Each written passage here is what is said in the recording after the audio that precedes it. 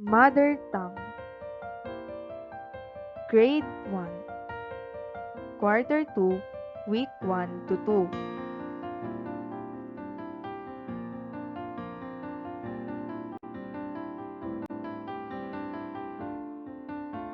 Inilikha ni Victoria Jet A. Colmenar.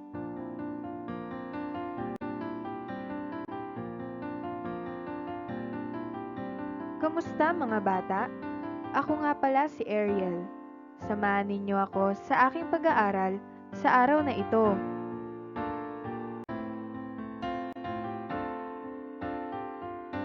Mother Tongue, Quarter 2, Week 1 to 2. Ang ating paksa sa araw na ito ay tungkol sa pagtukoy sa panghalip panao at paari.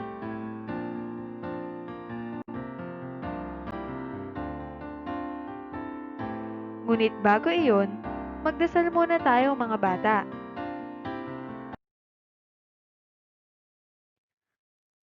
Sa ngalan ng Ama, ng Anak, ng Espiritu Santo. Amen.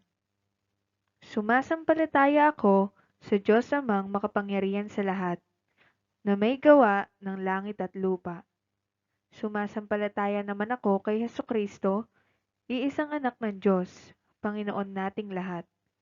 Nagkanawang tao siya, lalang ng Espiritu Santo, ipinanganak ni Santa Mariang Birhen, pinagpakasakit ni Poncio Pilato, ipinako sa krus, namatay inilibing. Nanaog sa karoroonan ng mga yumao, nang may ikatlong araw, nabuhay na mag-uli. Umakyat sa langit, naluklok sa kanang ng Diyos Amang makapangyarihan sa lahat, doon magmumulang paririto at maghuhukom sa nangabubuhay at nangamamatay na tao.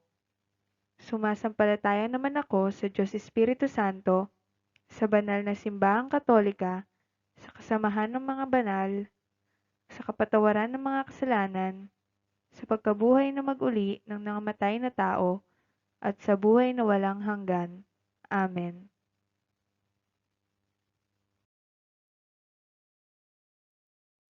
Ngayon naman ay umawit tayo. Pamilyang Daliri.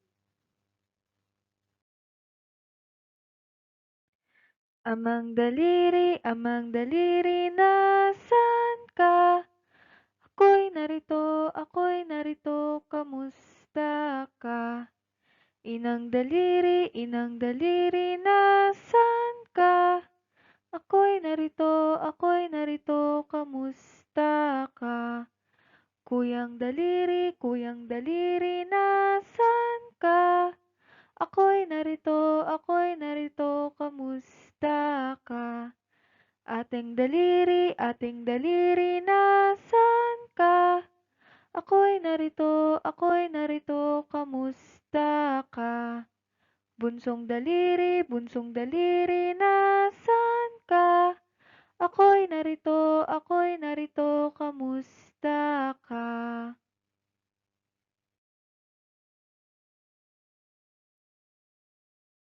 Tandaan. Unang bilang. Ihanda ang inyong lapis at papel upang makasabay ka sa ating leksyon. Ikalawang bilang. Ihanda ang inyong module at buksan ito sa pahina 6. Ikatlong bilang. Gamitin ang mata at tenga upang maunawaan ang ating leksyon sa araw na ito. Natutunan mo sa mga nakaraang aralin ang kilalanin ang iyong sarili ayon sa iyong hiling, interes, kakayahan, at maging kahinaan. Ngayon ay pag-aaralan mo naman ang tungkol sa panghalip. Pagkatapos ng araling ito, inaasahang natutukoy mo ang mga halimbawa ng panghalip panao at panghalip paari.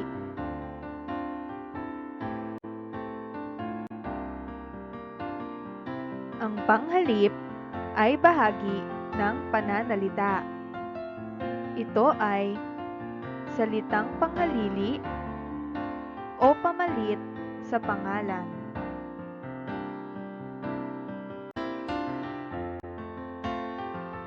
Halimbawa ng pangalan.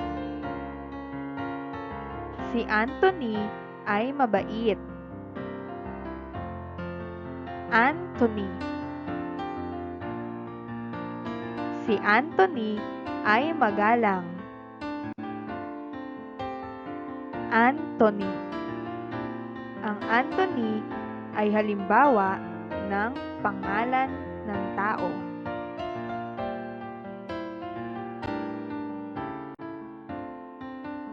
Makikita na ang pangalang Anthony ay inulit sa dalawang pangungusap. Upang maiwasan ito, maaaring gumamit ng panghalip katulad nito.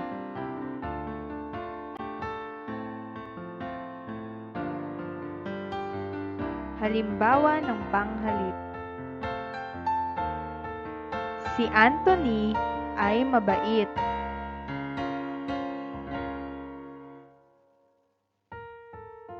Siya ay magalang. Siya. Ang siya ay halimbawa ng panghalip.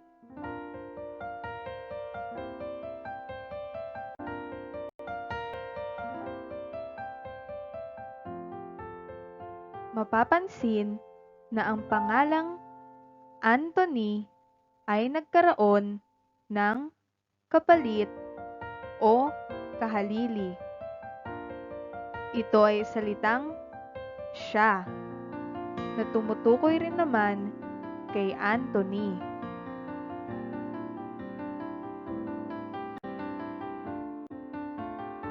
Ang isang uri ng panghalip ay tinatawag na panghalip panao.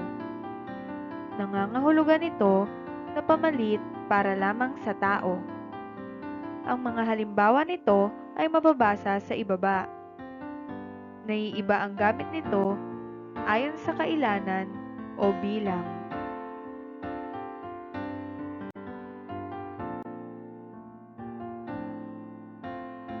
Ginagamit ang mga salitang ako, ko, akin, kita, ka, iyo, mo, siya, kaniya, at niya kapag iisa ang tinutukoy. Halimbawa, kay Roxanne ang lapis na ito.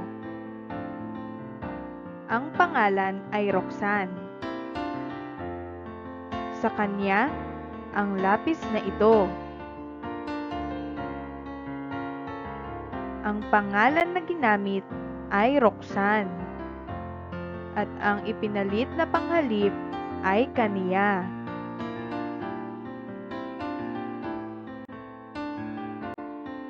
Ginagamit ang mga salitang atin at natin kapag dalawa ang tinutukoy. Maaari rin ito sa maramihan.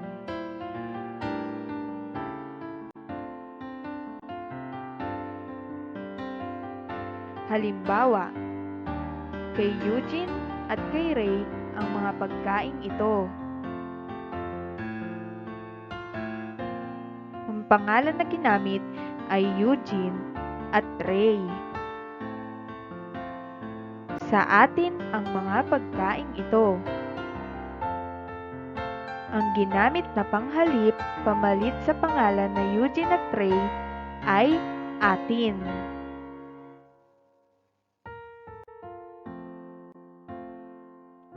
Ginagamit ang mga salitang inyo, kayo, ninyo, sila, kanila, at nila kapag marami ang tinutukoy. Maaari rin ito gamitin sa dalawahan.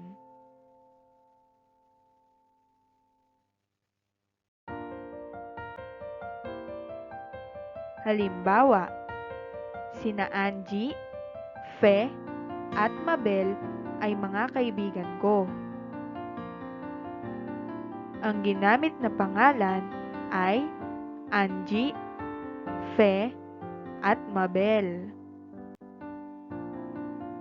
Sila ay mga kaibigan ko.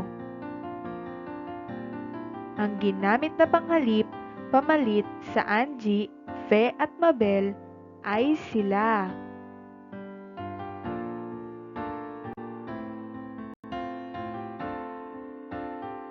Ang ilan sa mga panghalip na binanggit ay maaaring nagpapahayag ng pag-aari, pagmamay-ari o pag-aangkin.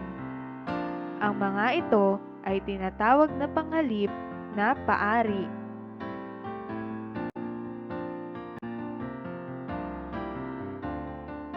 Ang mga halimbawa nito ay akin, ko, amin, atin, namin, natin, mo, iyo, ninyo, inyo, niya, kaniya, nila, at kanila.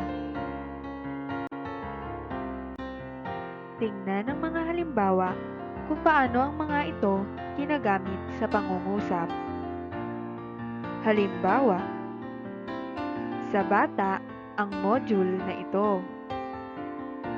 Ang pangalan na ginamit ay bata. Sa akin ang module na ito. Ang panghalip na pinalit sa bata ay akin. Paalala, ang salitang may salungguhit sa unang halimbawa ay pangalan. Ang salitang may salungguhit sa ikalawang halimbawa ang panghalip na maaaring gamiting kapalit ng pangalan. Ipinagpapalagay na ang nasa larawan ang nagsasalita.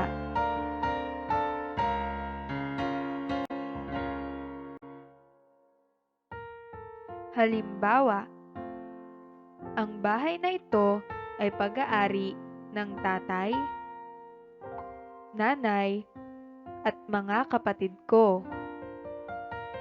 Ang mga pangalan na ginamit sa pangungusap ay tatay, nanay, at mga kapatid ko. Ang bahay na ito ay pag-aari namin. Ang panghalip na ipinalit sa pangalan ay namin.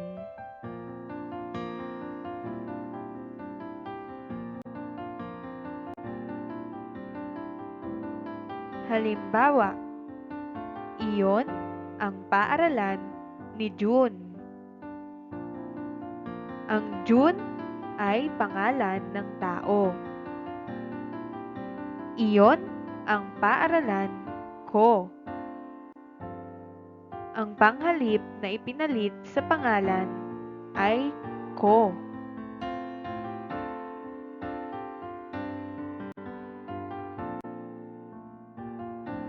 Halimbawa, kay Lenny ang bag.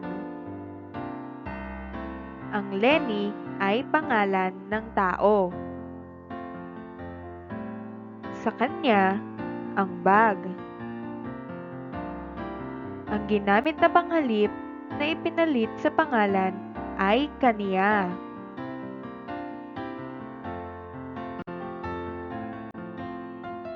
Halimbawa, pag-aari nina Aling Josie, Mang John, Jelay, at Joshua ang bahay. Ang pangalan sa pangungusap ay Aling Josie, Mang John, Jelay, at Joshua. Pag-aari nila ang bahay. Ang panghalip na ipinalit sa pangalan ay nila.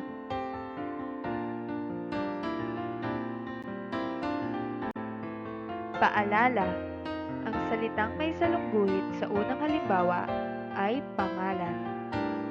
Ang salitang may salungguhit sa ikalawang halimbawa ang panghalip na maaaring gamiting kapalit ng pangalan.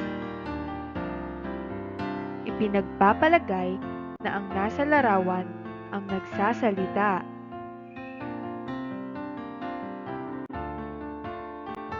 Gawain sa pagkatuto bilang isa. Tukuyin ang panghalip panao na ginamit sa bawat pangungusap. Isulat ang sagot sa iyong kwaderno. Tukuyin ang panghalip panao na ginamit sa bawat pangungusap. Isulat ang sagot sa iyong kwaderno.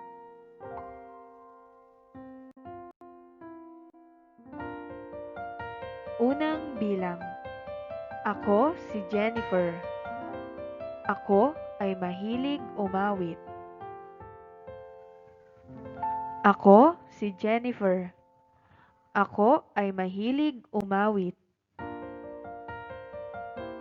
Isulat ang sagot sa patlang.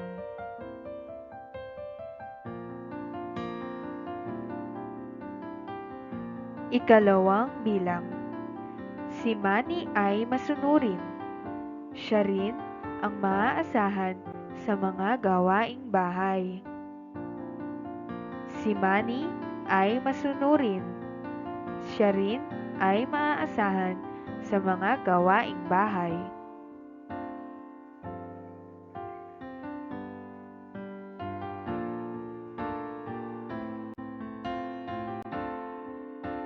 Ikatlong bilang.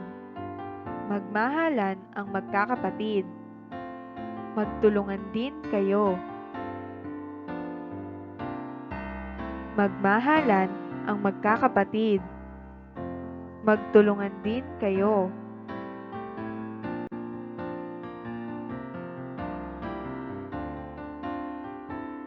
Ikaapat na bilang. Maglalaro sina Albert, Kate, at Arnel. Sila ay magtatago-taguan. Maglalaro sina Albert, Kate, at Arnel. Sila ay magtatago-taguan.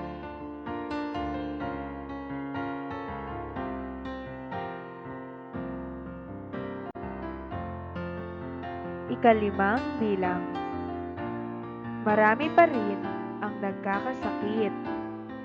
Kailangan natin mag-ingat. Marami pa rin ang nagkakasakit. Kailangan natin mag-ingat. Isulat ang sagot sa iyong kwaderno.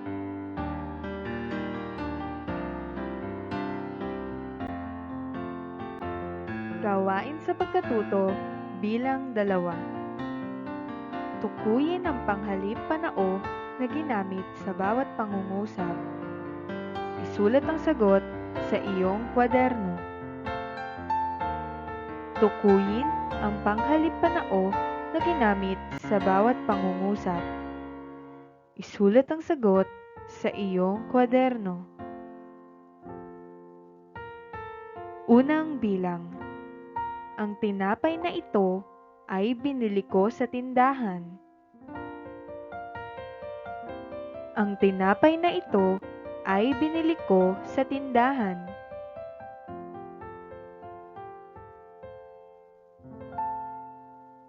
Ikalawang bilang.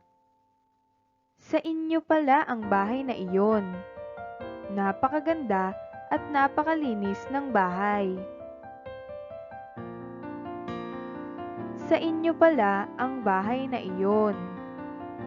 Napakaganda at napakalinis ng bahay.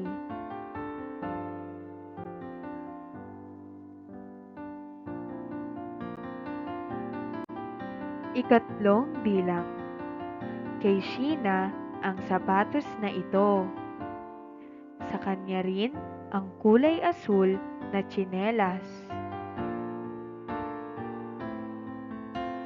Kay Sheena ang sapatos na ito. Sa kanya rin ang kulay asul na tsinelas.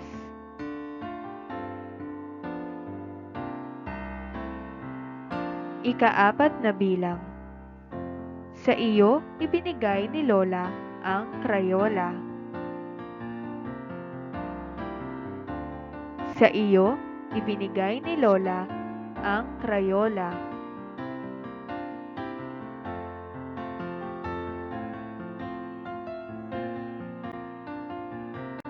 Ika-5 bilang.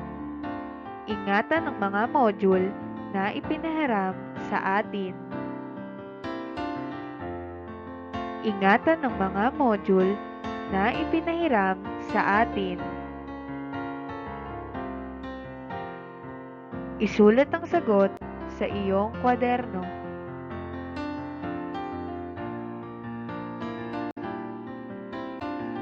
Minsan ay pinaiikli ang mga salitang kasama ang panghalip. Ang mga halimbawa nito ay ako ay, katumbas ng ako'y.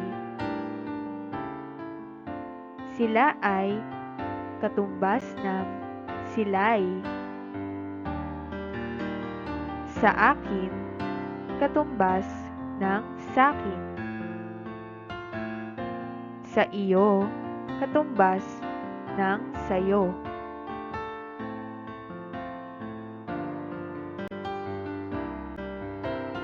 Gawain sa pagkatuto bilang 3. Tukuyin kung tama o mali ang pagpapaikli ng mga salita. Isulat ang tama kung oo at mali kung hindi. Isulat ang sagot sa iyong kwaderno. Tukuyin kung tama o mali ang pagpapaikli ng mga salita. Isulat ang tama kung oo at mali kung hindi. Isulat ang sagot sa iyong kwaderno.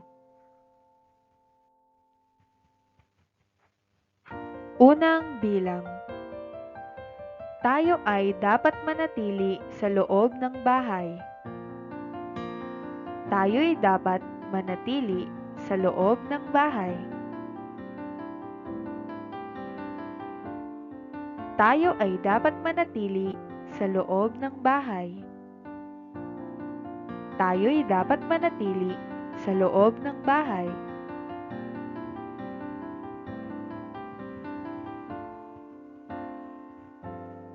Ikalawang bilang.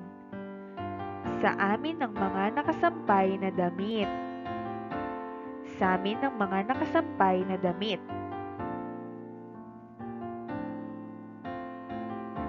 Sa amin ang mga nakasampay na damit. Sa amin ang mga nakasampay na damit.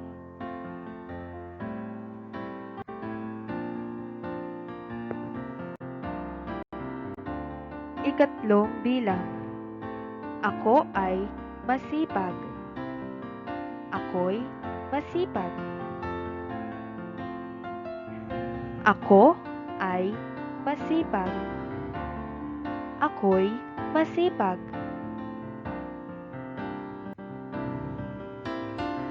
Ika-4 na bilang. Sa iyo ba ang lapis na ito? Sa iyo ba ang lapis na ito? Sa iyo ba ang lapis na ito? Sa iyo ba ang lapis na ito?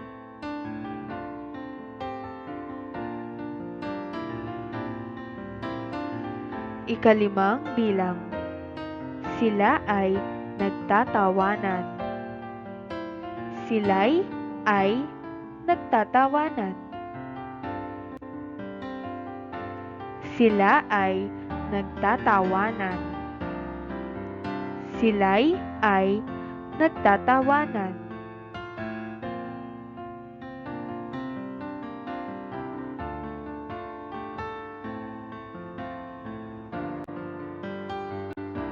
Gawain sa pagkatuto bilang 4. Ibigay ang pinaikling panghalip na hinihingi sa bawat bilang. Isulat ang sagot sa iyong kwaderno. Ibigay ang pinaikling panghalip na hinihingi sa bawat bilang. Isulat ang sagot sa iyong kwaderno.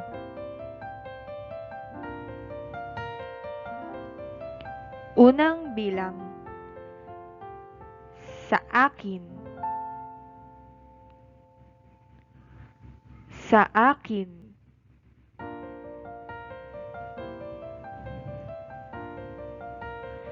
Ikalawang bilang.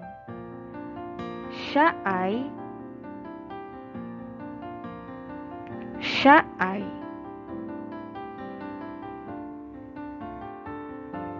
Ikatlong bilang. Kami ay. Kami ay.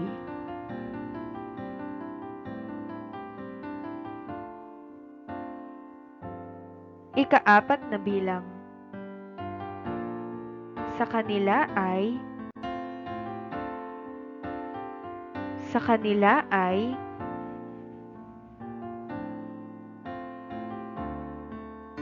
Ikalimang bilang.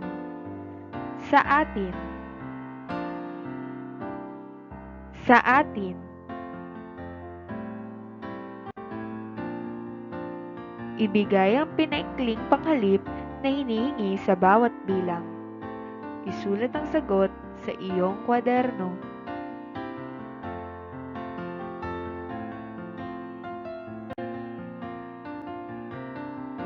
Gawain sa pagkatuto, bilang 5. Tukuyin kung tama o mali ang gamit ng panghalip na may salungguit.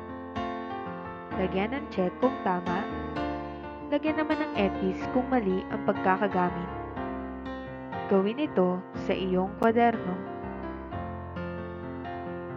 Tukuyin kung tama o mali ang gamit ng panghalip na may salungguit. Lagyan ng check kung tama, lagyan naman ng X kung mali ang pagkakagamit. Gawin ito sa iyong kwaderno. Unang bilang. Ako ay nag-aaral bumasa. Ako ay nag-aaral bumasa.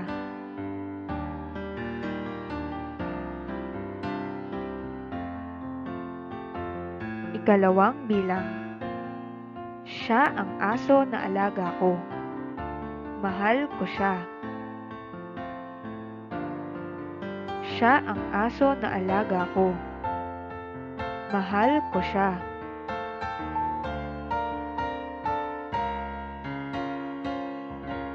Ikatlong bilang. Mahal ni Ana ang mga magulang niya. Mahal ni Ana ang mga magulang niya.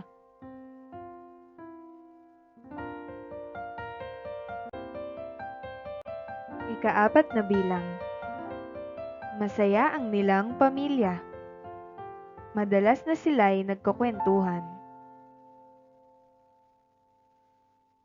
Masaya ang nilang pamilya. Madalas na sila'y nagkukwentuhan.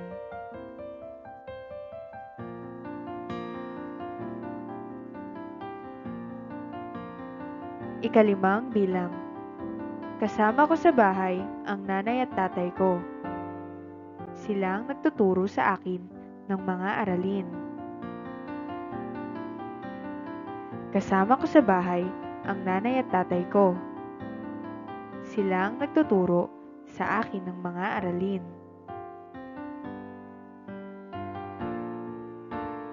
Isulat ang inyong sagot sa iyong kwaderno.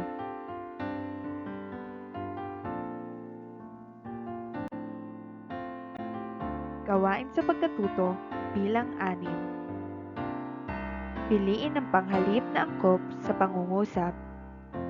Isulat ang sagot sa iyong kwaderno. Unang bilang. Mahal ko ako ng nanay at tatay ko.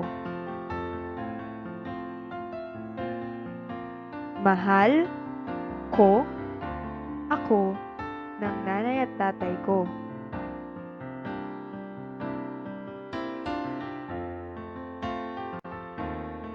Ikalawang bilang.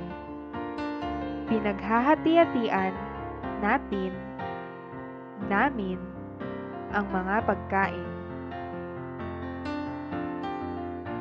Pinaghahati-hatian natin, namin, ang mga pagkain.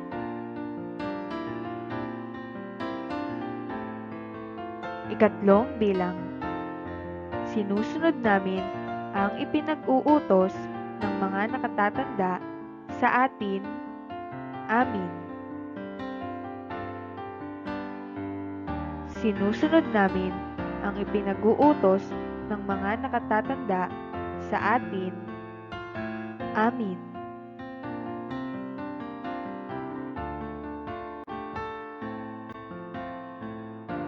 Ikaapat na bilang. Nagpapaalam kami sa kanilang, dalawa kapag nais naming maglaro.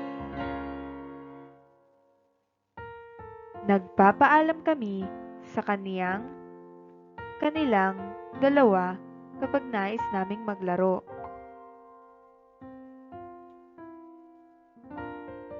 Ikalimang bilang.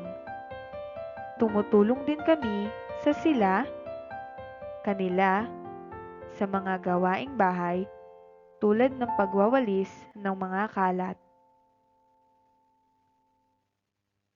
Tumutulong din kami sa kanila, sa mga gawaing bahay tulad ng pagwawalis ng mga kalat.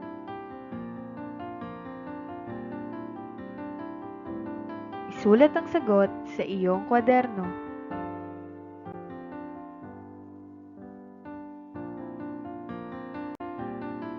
Gawain sa pagkatuto bilang 7. Punan ng tamang panghalip ang bawat pangungusap. Isulat ang sagot sa iyong kwaderno. Punan ng tamang panghalip ang bawat pangungusap. Isulat ang sagot sa iyong kwaderno.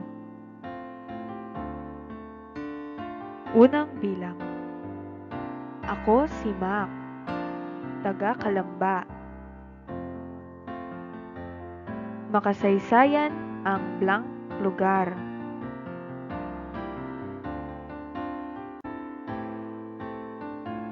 Ako si Mac, taga Kalamba. Makasaysayan ang blank lugar. Isulat ang sagot sa patlang.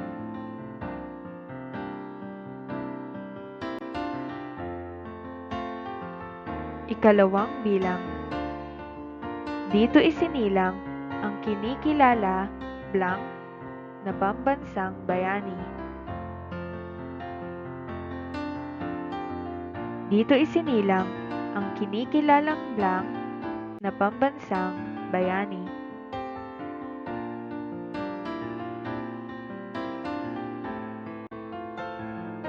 Ikatlong bilang.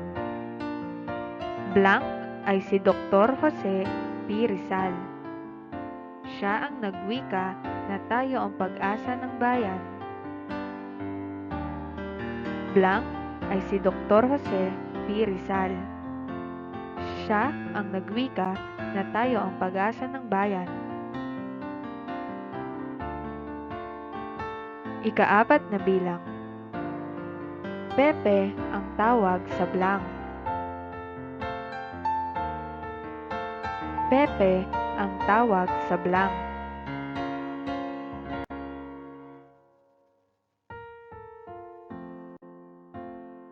Ikalimang bilang. Kilala blank rin ba siya? Kung hindi pa, simulan mong magtanong sa iyong mga kasama. Kilala blank rin ba siya? Kung hindi pa, simulan mong magtanong sa iyong mga kasama.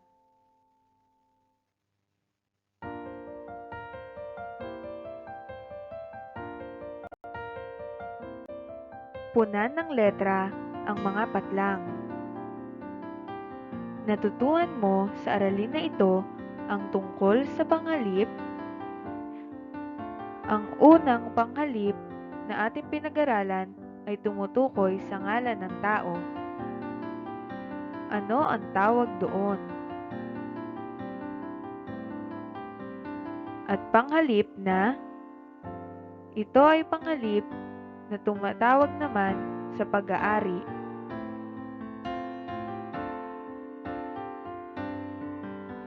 Isulat ang sagot sa mga patlang.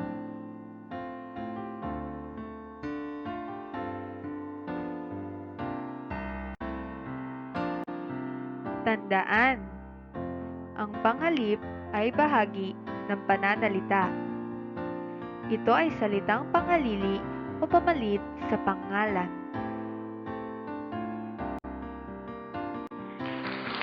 Magaling mga bata! Ngayon ay nakatapos na naman tayo ng isang aralin.